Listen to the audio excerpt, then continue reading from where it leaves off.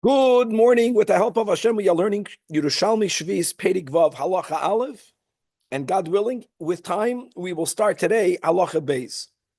So first of all, as we concluded in the last daf, we had this discussion with Rabbi Yechanan regarding the city of Boitzra. Firstly, Rabbi Yechanan says that Boitzra is Bavel, which is why that Talmud is allowed to travel from Bavel to Boitzra, because you may not leave Bavel to outside of Bavel, but Boitzra is Bavel. Furthermore, as we had mamash at the end of Daf Mem Vav Amid Beis, that Rabbi Yechanan also says that Boitzra is not Betzer. Now, Betzer Bamidbar is part of the Ever Layarden territories that Moshe Rabbeinu conquered. Originally, as we read mamash at the end, it used to be part of Eretz Moav that was conquered by Sichon, which was then conquered by Moshe Rabbeinu.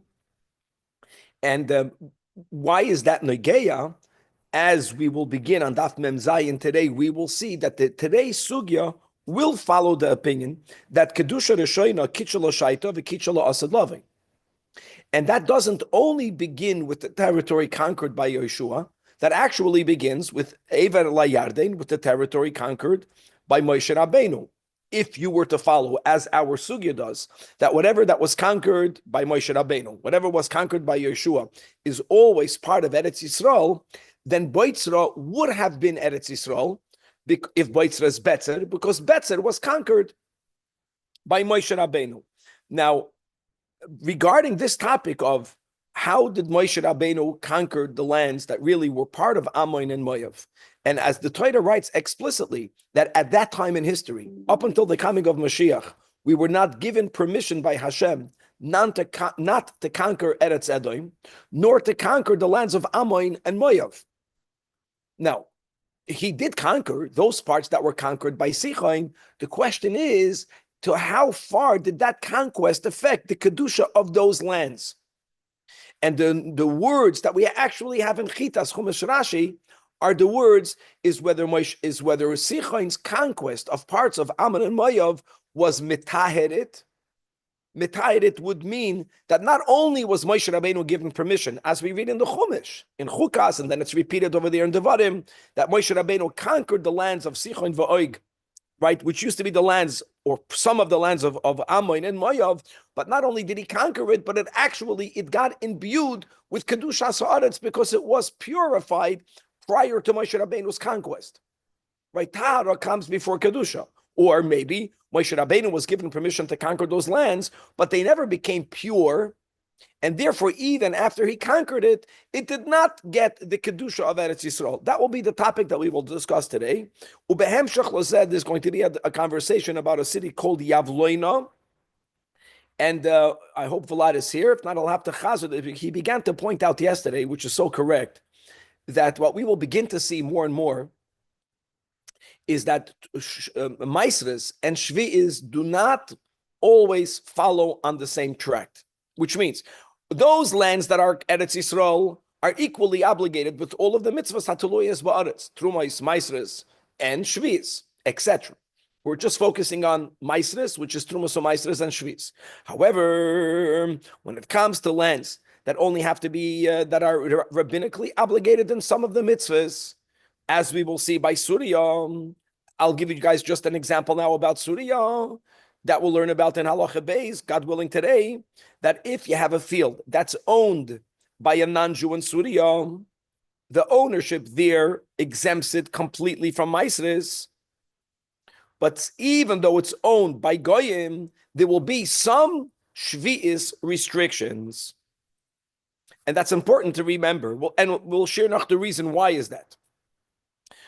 Okay, that will be more or less Daf Mem Zayin Amid Aleph. We're going to go on Daf Mem Zayin Amid Beis. We're going to go back to the last piece of Halacha Aleph, when the Mishnah says in the Shalosh Arotzos, after telling you the Halacha of Kol Shehechaziku, right, Oila Bavel, how both Ein Loi Nechol and Loi Nevad, Shvi'is means that you may not eat the produce after the Zman Habir, and you may certainly not work the land, that Kol Shehechaziku, Oila Mitzrayim, the Mishnah says, and the Mishnah gives you the borders from Geziv until Hanor, and also from Geziv until Ammonon, Nechol Avoloi Nevad. Nechol means that you don't have to keep the biur, even after the time of beer, you are allowed to eat whatever product you have, even though it grew that year. And even though this product is no longer out there in the fields. However, midrabanan, you may not work those lands because of the dinim of Shvius. The Gemara is going to speak more about borders. We're going to see something amazing today, not only about the territorial border of the Holy Land, but we're going to actually question how far does the Kedusha, that is Israel, go into the Mediterranean when you're going west. And there's going to be two opinions, and one of them will be quite shocking and amazing.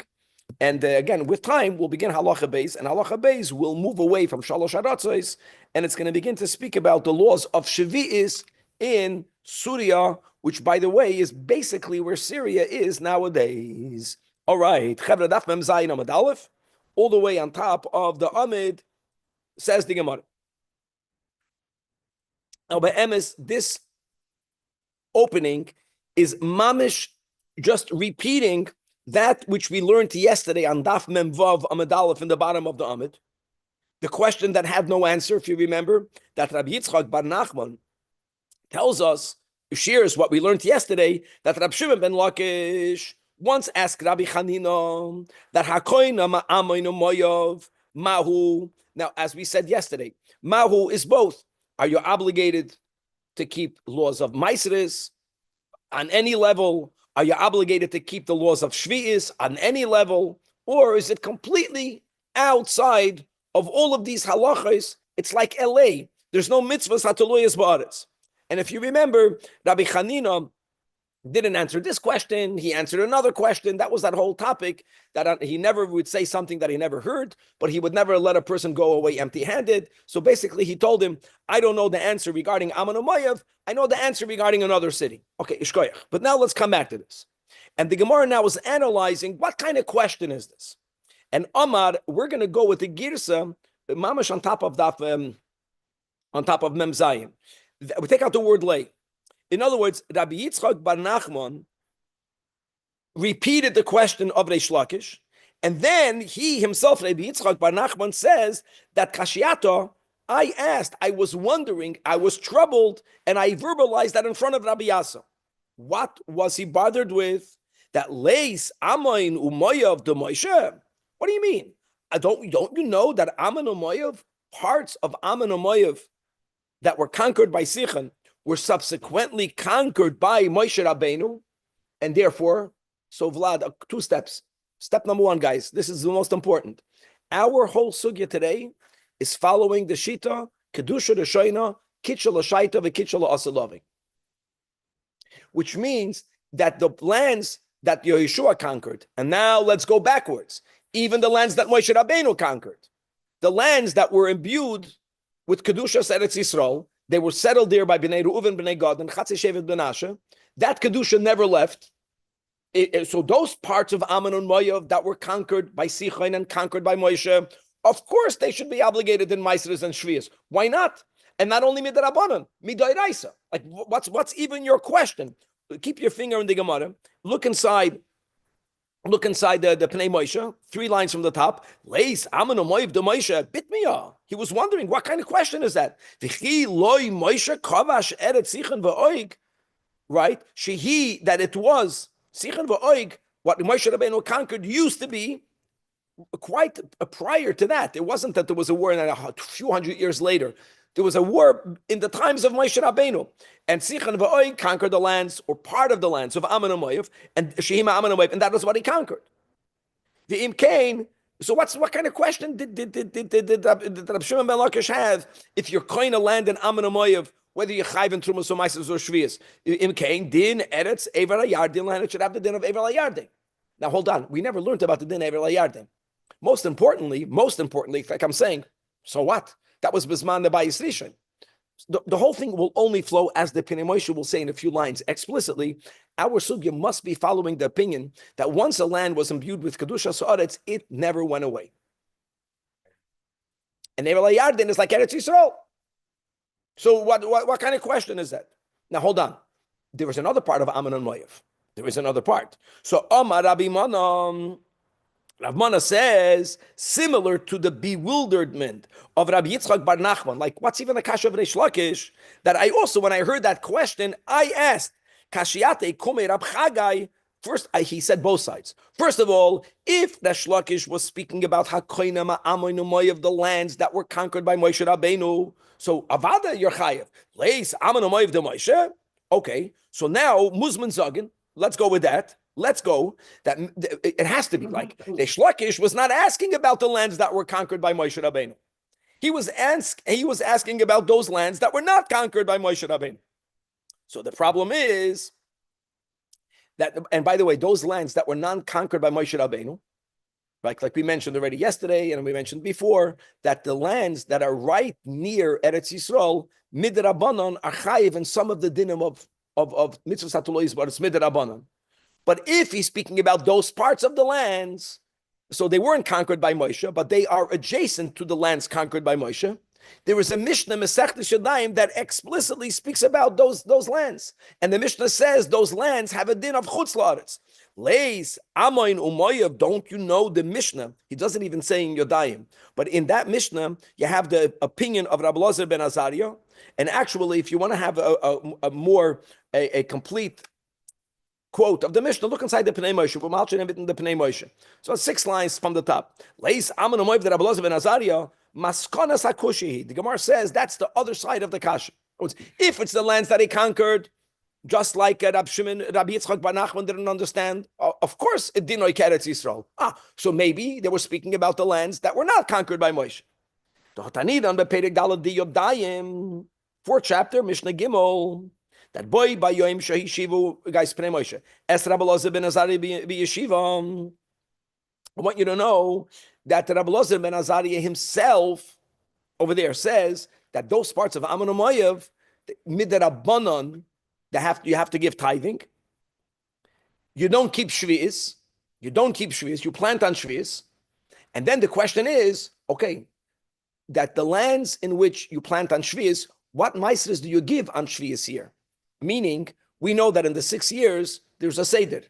Truma is always the same. Maaser Rishon is always the same. But Maaser Sheni, Maaser Ani, it alternates. Years 1 and 2, Maaser Sheni. Years 3, Maaser Ani. 4, 5, Maaser Sheni. 4, Maaser Ani. What do you give on Shvi'is? That was the kash. Rabbi Elazar ben Amzari himself, I want you to know, holds that Maaser Sheni should be given. But he was a Das Yachid. It's amazing. The day that he became the head, they took a vote not to paskin like him. He was part of the vote. He was part of that group. Nimnu v'gamru, that Amoin umayav ma'asrin ma'aser oni bashvi'is. Now, one thing is clear. They were not talking about the Ammon umayav that was conquered by Moshe Rabbeinu. How do I know? Because again, we're going with the shita that kedusha l'shayna kitchel l'shayta v'kitzel l'shalavi. We are going with the shita that Ever Yarden then and therefore forever has kedusha sa'aretz, which means you're not allowed to plant on shvi'is. What are you talking about? What ma'aser do you give? Is the charaya that they held that Ammon umayav? We know from there. What do we know? Number 1, you have to give ma'aser midrabana. Number 2, there's no din shvi'is. You can plant. And then there's a debate. Okay, what type of ma'aser do you give on the seventh year? And they paskin to give ma'aser ani. So v'im kain, ma'aser ishin you always give. No, it's they don't give it on shvi'is. Yes, you do. If you plant, yes, you do. That's the whole point. I mean, if you plant, no. Okay, Vlad. Not if you plant. If you plant the heter, how can that be? Lands around Eretz Yisrael. It's mamash. I quoted you before you walked in here, that you began to point out that wherever there's no obligation middo oiraisa, but there are obligations midrabanan, it's not one chunk. If you're mechoy midrabanan, you got to do trumas ma'aser shvi'is. No. You see, Ammon umayav, clearly, the chayiv midrabanan to give trumas or ma'aseres, there's no din shvi'is at all. They actually planted. And from that which they planted on shvi'is, they have to give midrabanan ma'aseres. And they had a debate, and they paskin to give a ma'aser ani. So v'im kain, I'm reading the Pnei Moshe. So 2 years in a row, year 6 and year 7, right? Yes, very good, Danny. And not only that, the question is, like, why would they make a derabanan ma'aseres and not a derabanan shvi'is? Why not? The answer is for the aniyim. In other words, since midoraisa you can have everything grow. If you don't grow, what's the disadvantage of not working the land? That there won't be food for the aniyim. Adarabah, that's why they paskin. If the Chazal said that you only have to give Maisris midrabanan, but Shvius, there's no Shvius. It's like the Chutz La'aretz. They did that for the benefit of Aniyim. So give Maiser Ani. Don't grow it for you, grow it for the people that need it. Okay. Vimkein, just the end of the Pnei Moshe. Achshav itiru lehem lizrei b'shvius mipnei shalei kitshum oile bavel. So my mesapkel elish lakish. What kind of doubt is that?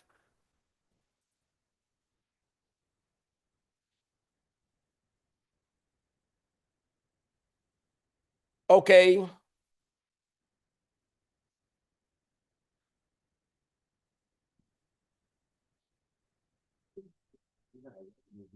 No big deal. Not in Eretz Yisrael. They created Eretz Yisrael. Which is why Moshe Rabbeinu ultimately gave this a sikh on that. In other words, what they... No.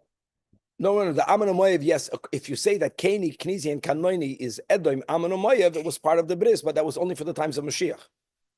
It's amazing. So answers the Gemara. Oh, Rabbi Yossi Berabun. Oh, you're missing one step over here, which is Siv. It says, Ki cheshboin ir sichoin melacho amoirihi. Since we know, let's speak specifically about the parts of lands that used to be Ammon and Moav that were conquered by Moshe Rabbeinu. We know that they are melech. They used to belong to other nations. Okay, that's why Tzricha Rab Shimon here's Reish Lakish. He needed to clarify whether that was imbued with Kedusha Sa'aretz. So one thing is clear: that which is not conquered by Moshe Rabbeinu, we know from Yodayim. We know the dinim. Midrabanan, Trumas Umaisris, no din of Shviz. That we know. But the lands that were conquered by Moshe Rabbeinu, you're already assuming it had Kedusha Sa'aretz. Maybe not. Maybe not. That was his doubt. Why maybe not? Because we were not allowed to conquer the lands of Ammon and Moav. Eloma, like we were saying, that Hashem Hashgacha Pratis. God made it to be that Sichon and Og fought against them. And they conquered some of their lands. That might have only given us permission to conquer it, but it wasn't so removed from Ammon and Moav. It didn't become pure on the level that now it's open to receive Kedusha Sa'aretz. If you remember, the Pinchas Ben Yoel, Avodah Zarah, I think Daf Chaf Amud Beis, the real 12-step program, when he speaks about the steps that ultimately lead up to Tchias HaMesim. So there's a machlokes in the Gersois, but there's Tahara, and Tahara brings you to Kedusha. So for the Kedusha to be imbued in the land, from which comes all of the mitzvahs, Hatuloyis Ba'aretz comes from Kedusha Sa'aretz, that's contingent that prior to that, there's purity in the land. There's Tahara. But maybe the conquest of Sichon was not mitahir the lands. Let's read it inside. Tahara miyat Sichon. Tahara from Ammon and Moav through Sichon. Oiloi Tahara.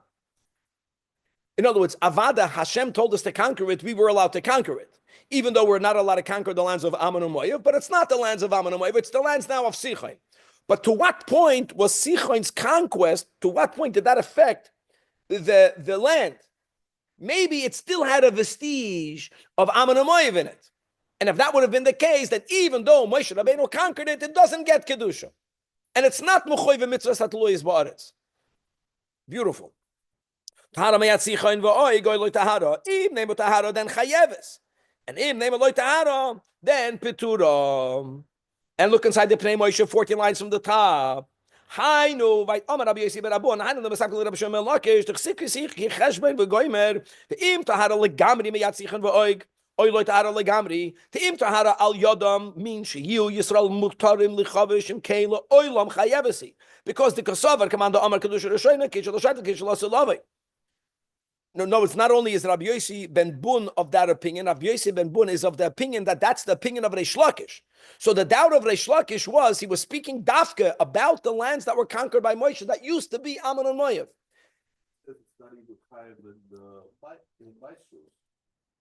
That's his premise. Well, he's not saying that. I would say that Maises would be midrabanan. He doesn't know midoraisa.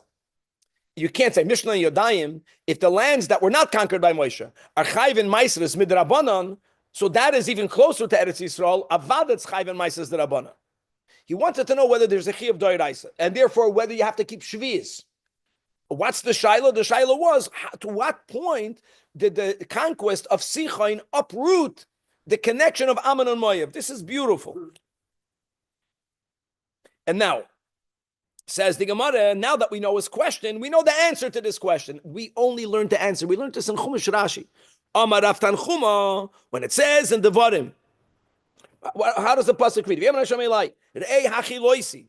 Right? To what? Teis lefanecha sichen ves artzoi. Hachel rosh. Hachel rosh. What's meant hachel rosh? Hachel means begin. Rosh, to drive them out.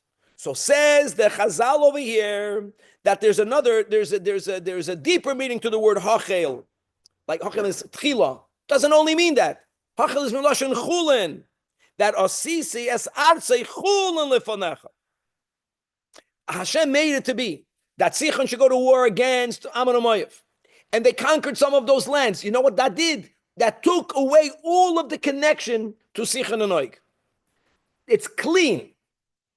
And therefore, the lands that were conquered by Moshe Rabbeinu are bona fide Ever Layarde. Now we understand the end of what we learned yesterday. Betzer was part of the Eretz Mizracha that was conquered by Moshe Rabbeinu. If Betzer would have been Boitzra, then Betzer would have been Eretz Yisrael. That's why it was so important. Not only we learned the Medrash, that's taka, by the way, it's a Gemara, what we quoted yesterday. It's a Medrash also brought in Makis. The Negeya, the Samach Mem, that's going to make 3 mistakes when Mashiach will come, connected to him trying to escape into Boitzra. Chamutz begodim mi Boitzra, we read this by the Haftarah. Why is that? Because he's going to run into Boitzra. And God is going to take vengeance of him in Boitzra, in Batzra. You know the city from the war of Iraq, if you remember. Remember when we conquered, the Americans went into Batzra. Chamutz begodim. Why Chamutz begodim? Because he made 3 mistakes. The biggest mistake the Gemara says, the Medrash says, is that the Ir Miklat is only koilet a person, not a malach. Okay, anyways, let's come back over here.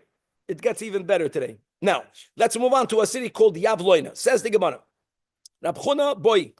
Rab Chuna, not he asked, he wanted. Boye Mishrei Hahon Yavloina. He wanted to claim that the city of Yavloina is Bechlal not of Eretz Yisrael, no Trumas, no Maisres, no Shvis.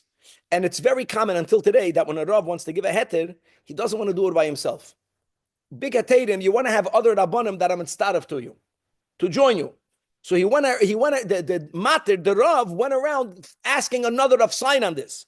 Also, legabe Rav Mana, we're not used to it because we're lucky, we're Hasidim. The Rebbe stood by himself. We don't understand. Other people don't work that way. To do something, they needed a lot of others to join them. So, anyways, he came to Rav Mana. Amalei. So Rav Chuna, remember Rav Chuna from London? He asked Rav Mana, "Haloch chasoim." Haloch means sign my heter with me. As vast again that Yavloina is so chutz la'aretz that there's no obligations of trumas, umaisres, and shvis. However, nothing. Rav Mana was not signing so quick. Chasme of the cold kaida. No. He didn't want to because he wasn't sure. So there was a little bit of a bad feeling over here. So it came around. So Lamachar, come Ime Rabbi Chia bar Madya.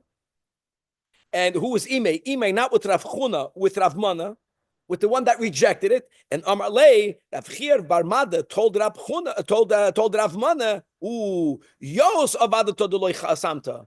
Good you didn't sign. You know why? Because the Rabbi Yoina Avach, because your father. Now, when you say your yeah. Rav Mana's father, Hava Amar, he said the following. Now this is Gavaldik. Antoninus, and as we know, also from the Gemara, the friendship of Antoninus with Rabbi, how he used to learn Torah, that Antoninus gifted to Rabbi the city of Yavloina, but not as a pure gift. Antoninus held on to the land proper. He retained ownership, but he told Rabbi that you and your descendants for the next 2,000 years, you have the rights to work the land and to eat the produce. So we're going to go in a moment to explain what happens when there's Goyish ownership, but there is a Jewish right of usage. We'll get to that in a moment. Let's first go. That Yavloina used to be Eretz Yisrael, but it was gifted by Antoninus to Rabbi, to Rabbeinu HaKadosh for today, Alf and Shenin, that the Rabbi and his descendants should be the sharecropper. Sharecropper did not mean that Antoninus wanted some of the produce. It just meant that just like a sharecropper doesn't own the land itself, but he has right to some of the produce, Antoninus kept it for himself, and he told Rabbi, you can use it for the next 2,000 years. We were the sharecropper. We are the Jews. How do we know that Yavlona was part of Eretz Yisrael to start with? It doesn't sound From the story. Now, 1 second. Now a couple of steps over here. If it's already Eretz Yisrael, why should that to be this? 1 second. Okay, let me tell you how this works. Vlad, fakert. No. You're saying good. When Abchuna knew that Yavloina's chutz la'aretz, he wasn't wrong. Yavloina was originally chutz la'aretz. But now that a Jew owns, even though he doesn't own the land itself, but he has the rights to all of the land, that's what we're getting into. So midrabanan, this will be considered a private land that's annexed to Eretz Yisrael. This will be similar, but not fully like Syria. We're getting into Gavaldik Dinim. So lands that are adjacent to Eretz Yisrael, that are Jewishly owned, midrabanan, are similar to Syria, not exactly, and therefore, lefikach, nechol means, as we have in our Mishnah, that there's no biur restrictions, but loy nevad midrabanan, you may not work the land. So by shvius, there are some stringencies of shvius, but on the other hand, they are completely exempt from maasros. Why? Because since it's not be'etzem Eretz Yisrael, and on top of that, it's not really owned by Rebbe and by Jews. The Romans retained the ownership of the land, so this will now be similar to lands that are owned by Goyim in Syria, that Bechlal will be exempt from maasros. Amazing. And just to know, that's the law. So now let's get one law clear by Syria.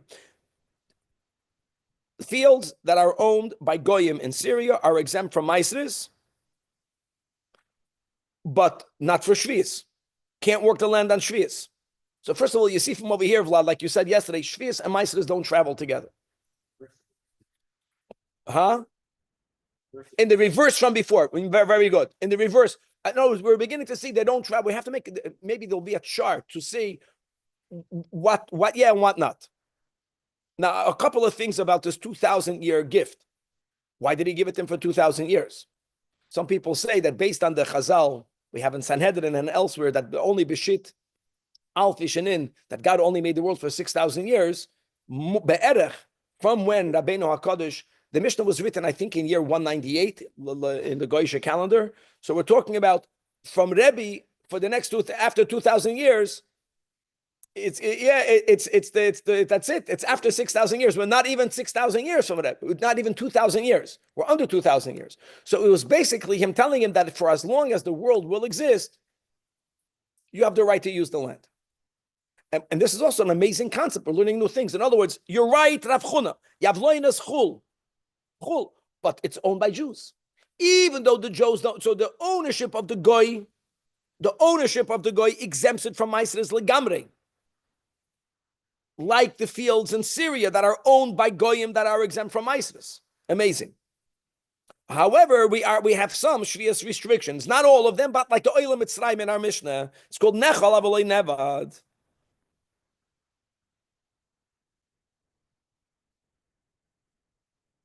Very, very, very interesting.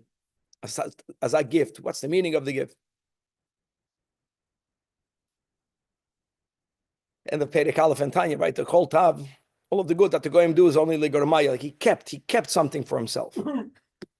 And had he not done it, then the ownership of Rabbeinu HaKadosh would have on some level imbued it with so much Kedusha that midrabanan it would be chayv in maasros. Also interesting. Like Kibush Yachid. This is not Kibush Yachid in LA. This is about Kibush Yachid on lands that are near Eretz Yisrael, the way I understand it. V'haraya, you didn't own land over here, they're not chayiv in anything. We have another category. Now we have another category. Yeah, not part of Amanu Moyev, Mitzrayim, and Shinar, not part of that. Adjacent to Eretz Yisrael, owned by Jews, chayiv midrabanan. Now, owned by Goyim, but the Jews have the right of usage, something in between. Exempt from Meiser is completely chayiv, you can't work the land on Shvius. Okay, weiter. Who owns land for 2,000 years? If you can prove rights of ownership, I don't see why it wouldn't be yours. Legally, I don't know the Goyish laws, but the logic says if you own land, it's always yours. Karka Eidin Exelis, the Torah says. Why Karka Eidin Exelis? Because if I steal, God forbid, movable, there can be a shinui, I can make in it, and then a shinui reshus, and then a shinui ba'alim. At some point, the Ganaf owes the money. But land can never be taken away from the ownership of. Now, if there was a coerced sale, that's the sugi we had in Gittin. The Goyim did that to us, so that's different. By sailing, we say that if it was done under coercion, then once we made Gimedas Das, the sale is a sale. Even there, we had a few Mishnayos, and that's the whole topic of that we learn on Tisha B'Av began with that whole thing. How the Goyim used to force us to sell land, and how we wanted to buy it back later. But if it's not forced sale, stam geganvet, stolen. Can't steal land. Our army waging war, kibush. Kibush is a king, and that's what we're also learning. But that's usually what happens. But Rabbi HaKadosh Antoninus was after the kibush. The Romans already destroyed the Beis Hamikdash. I'm saying Rabbi lived after the Churban. The Romans were the owners of it. Private property he bought. He was very wealthy, and he gifted the whole city to Rabbi. It could be that the Romans were not allowed to give a gift to the Jew. Could be it was illegal. Like so then maybe let's think different also. Just to think different. Maybe some Unika Sachitzoina, maybe he wanted to be a partner with Rebbe. Somehow. He wanted to make a partnership for okay, weiter.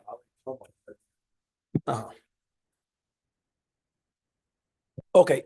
Chavra, before we go on to the next halacha, I hope we get there. If not, okay, the Mishnah, I just want to quote the words in the Mishnah that we have on halacha aleph.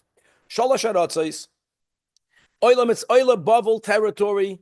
The din is that loy nachal v'loy nevat. Loy nachal v'loy nevat. Can't eat after beer, he can't work the land. Simple. And kol shehechaziku oila mitzrayim nachal v'loy nevat. That's a din. There's no beer restrictions.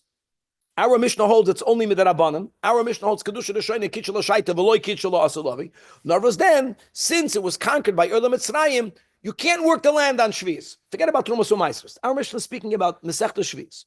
The Mishnah then gave you the names of cities to demark the extended territory that we conquered under Yeshua. And the words of the Mishnah are Kziv, Ad Hanor, Va'ad Amona. Kziv, Va'ad Hanor, Va'ad Amona. What the Gemara is going to say right now is Kziv with a gimel is Kziv, which we already learned about. And we had on the map. Hanor refers to Nar Mitzrayim, all the way southwest. Amana refers to a group of mountains all the way in the north, that's in Turkey. So when the Mishnah says, Mikiziv va'adanor va'adamana, the Mishnah says, use Kiziv, all the way down to the Nar, that's where Oila Mitzrayim's territory ended, if you're going from Kiziv all the way down to Nachal Mitzrayim, and from Kiziv all the way to Amana. Now, some of that was conquered by Oila Bavel. So really what the Mishnah is doing is the Mishnah is giving you an extended boundary or border on the western side of the Holy Land, the north Amana and the south Nachal Mitzrayim. Says the Gemara, Rav Huna Amar, Keinim Asnisa, what the Mishnah means to say, not Mikaziv va'ad Hanor va'ad Amana. No, it's Mikaziv va'ad Hanor and also from Kaziv ad Amana. From, we're using Ksiv as a point somewhere in the middle, going all the way down to Nachal Mitzrayim. And if Kevan would wake up, you can put a picture over here of the Nachal Mitzrayim. And Amana is all the way, Mamish in the north. I think it's not even in Lebanon. I think it's in Turkey. Is Nachal Mitzrayim the Nile River? No. Nachal Mitzrayim, is that part of the Nile? It could be. I don't know. Kevan has all Amana in Shir Hashirim, Rabbi, is referring to above above the Hermon. That's correct.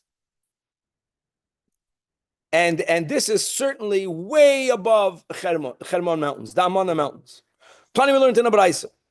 Because the challenge with Amana, let me tell you the challenge. It's not one mountain. It's a group of mountains, right? It's the, what's it called? The mountains over there in Europe. The Schweizer mountains, the Alps. So you have Alps. Okay, but which part of the mountain belongs to where part? So the Gemara wants to now clarify that Kedushas Eretz Yisrael goes until the peak. That means any part of the mountain that if you stand there, you see in Eretz Yisrael, that is Eretz Yisrael. On the other side, that's Chutz La'aretz. Tani, we learned in a Braisa, Ezi Ha'aretz, in the mountain itself. It's a whole line of mountains. Ezi Chutz La'aretz. So Kol Sheshoifeya Miturei Amana V'Lefnim. I want to remind everyone, you know what Amana means? Emunah. Okay. So here we go. Kol Shemiturei Amana V'Lefnim Eretz Yisrael. If it's Miturei Amana V'Lachutz, that is Chutz La'aretz. In andere Werter, it's the peak. The Kedusha goes all the way until the tip. Now let's go to the west. So what do you mean the west? The west is the Mediterranean. Nishta Zay Pashat, my friends. And when we're speaking about the Mediterranean, let me tell you better than the Mediterranean. There are islands in the Mediterranean. So it's not about that I entered just knowing that I am in the area of Eretz Yisrael is in itself important. But let's go better. What about the islands?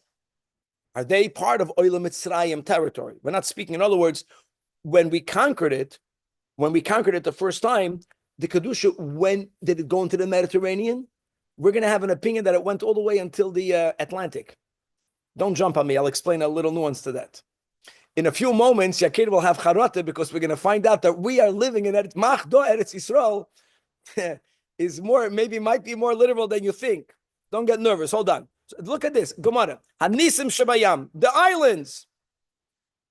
So take a look at them. We have a machloikas. Opinion number one is take a line, go from the tips of the Amana Mountains, go until Nachal Mitzrayim. Tell Kevan, Danny sent you the picture. So don't go back to the pictures of yesterday because we're living today. Yesterday was yesterday, today is today. Okay, so Ki'ilu, that's a very important, guys. Don't live in yesterday. It's not going to help you. So you take that line, it's simple. Now, what are there any islands there? Could be, I don't know, but it goes into the Mediterranean. If you go from the tips of Turkey, if you make one straight line to the tip of Nachal Mitzrayim, that means when you go into the water, very good, thank you. When you go into the water, Yakir, in Ranana, you didn't leave Israel. That's a good thing. You are swimming in the waters of the Holy Land. Now, Rabbi Yehuda says it goes much more than you think, the Kedusha. Now, I want to just add one detail for you to understand what we're saying. It can be that Rabbi Yehuda is speaking about, let's call the continental mass of lands. Europe, ain't goyish worse than over there. We're speaking about the islands. How do you define continental line in an island? Go learn in school. But it's different. It's underwater covered up the continent. Thank you. You're talking about what? But I'm telling you right now that halachically we differentiate between an island, a nes shabayam, and continental land. Rabbi Yehuda is going to hold that until the Atlantic Ocean. If you make a line from Amana, it's called due west, straight. You go to Nachal Mitzrayim and you make a line due west until Yom Okeanos. All of the islands there are part of Eretz Yisrael. Cyprus, Avad is ours. The whole thing is ours. Yakir, you moved to the wrong country. You moved to Israel. You just didn't know. You don't understand. Don't go by the Tziyonim over there. It's nothing to do with the Balfour Declaration. That doesn't do anything. We want to know where's Eretz Yisrael. Rabbi Yehuda Amar, Kol Shuhu Keneged Eretz Yisrael. It's a Hareuk Eretz Yisrael. And a pasuk in Masay. Shneimar, as it says, Ugvul Yam. The Torah says, guys, Yam means west, western boundary. So the Torah says, V'hoy lechem hayam hagadol. The Torah should have stopped. V'hoy lechem hayam hagadol. That would have meant that the Yam hagadol is the Mediterranean. The Mediterranean is the border to the west. No, the Torah adds the words Ugvul. Ugvul is mamish superfluous. So the Tana Rabbi Yehuda says the word ugvul is coming to add, which means shebatzdo the mayhem when you go north above Amana mountain line, or when you go south beneath the Nachal Mitzrayim line. From where? Almost California. Kefalaria is somewhere in the peak of the Amana mountains. So from Kefalaria until the Okeanos. Hello. Couldn't believe it. Why did we only learn this now? We should have learned this a long time ago. Not continental mass, however it's defined, islands. All of the water and all of the islands. Michut v'lefnim Eretz Yisrael. And if you hold that Kedusha L'Shayne, Kedusha L'Shayte, Kishla, yes. It was never conquered, though. It doesn't matter. We conquered it when we conquered the Holy Land because it's subservient. It's an island. It's not a land. It's an island. So hold up. So north, by this definition, as I looked at this map, would that just apply to the water? Does it apply to Tunisia? No, Tunisia we learned is Afriki. It's on the Nachal Mitzrayim. No. We're talking about islands in the water. It's so good, guys. And now let's finish. Omar Rab Yusta Bar Shurim. Guys, we have a few more minutes. Let's go. That what? Listen to this. Mashiach is coming. And we know that there's a total of 10 shirois that we collectively, 9 were in the past, and the 10th one we will sing with the coming of Mashiach. When exactly are we going to sing the shira? We're going to sing the shira because there's going to be a mass group of Yidden that are going to be coming into the Holy Land from the north. And the Shegiu Hagoliyos to Ture Yamana, which means either when we're going to be one step prior to entering the land, over there, or if we just entered the land, at that moment we're going to be imbued with Ruach HaKodesh, and all of us are going to sing the final Shira to Hashem. Hey Nasidus Loy Mashira. And what's the source that the 10th Shira will be sung when we enter Eretz Yisrael? By the Ranan over there in the north, not in the south, the Tel Avivniks, but it's really the north. Torah Emana, guys, how many Maimonim did we learn of this? My Tam, Toshuri Meiroish Amana. Now you know the Pshat. See, we learned Hasidus. It's so beautiful. So Taka, we learned, it wasn't my word. Amana is Amuna. In other words, or even better, how are Jews going to survive the Golus? How are we going to make it to enter the land? Because of Emunah. The Rosh Amana is Avram Avinu. It's beautiful. But the pshat is that God is saying that you will sing to me when you hit the mountains, when you come to the tips of Amana, maybe Meribah. But what happened to the Gemara in Kesubot? Astira Eretz Yisrael Yishpashet al Kol Ha'aratzot. What So do we need to come? That is Asida. What Rabbi Yehuda is saying is now. When you go to Cyprus, according to Rabbi Yehuda, you go to Eretz Yisrael. Danny doesn't know about. I don't know about that either. I don't know how you define that island. Straight due west. Straight to west. You don't know if it's straight to west. I think we should make it. Talking about Chabad Solo should get an island. All right, God willing, tomorrow we're beginning with Halacha Beis. This is Mamish Gan Eden. Beautiful. According to this, all the oil in the Mediterranean